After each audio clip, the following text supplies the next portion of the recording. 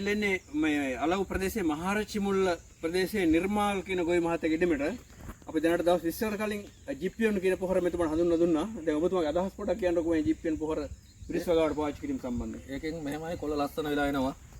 හරිද කොළ දළු දාලා එනවා. මල් අල්ලනවා. මේ ඉතින් කිසිම එකේ වැරද්දක් නැහැ මට පේන විදිහට. මෑ වලට නම් මනම් අති සාර්ථකයි. මුං වලට ඔව්. මිරිස් වලට මේ තිබ්බොට ගහ පේනව නේද මේ? ඔව්. මේ කොළ මෑ වලට අති සාර්ථකයි මේ. හැම එකටම ස්ප්‍රේ කරා නේද? ස්ප්‍රේ කරා හැම එකටම ගැහුවා. ඒක වෙනතරට ප්‍රතිශතයක් තියෙනවද ඔබතුමා කියන්නේ? ඔව්. මේ මෑ වල බාන්න කොළ වල ලොකු.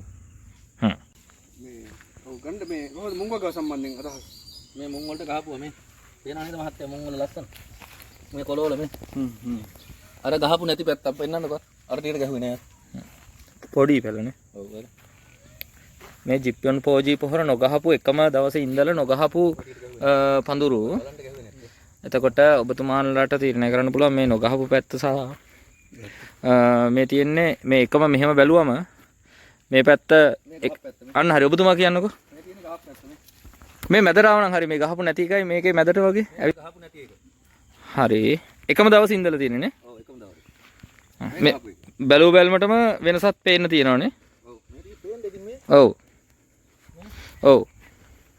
මේ කස්ටික ඔක්කොම ලොකුයි. හොඳට පඳුරු දාලා එනවනේ. පඳුරු දාලා එනවා පේනනම් දැන් මේ වෙනස. ඔව්. මේ මෙතනින් මේ සීමාවෙන් මෙහා ටික ගහලා ගහපු ටික මේ නොගහපු ටික. ඒකනේ. සාමාන්‍යයෙන් අඟල් 4ක් විතර අරක උසයි අරිටත් වඩානේ. ඊටත් වැඩිනේ. ඊටත් වැඩි අඟල් 4ට වැඩි. මෙහෙම ගන්න පුළුවන් නේ ළඟටම. මේ පඳුරු ගහපු එක සහ නොගහපු එක. අර පඳුරු නෑ නේ. ඒක තමයි. හරි. බොහොම ස්තුතියි මහත්තයා එහෙනම්. හරි.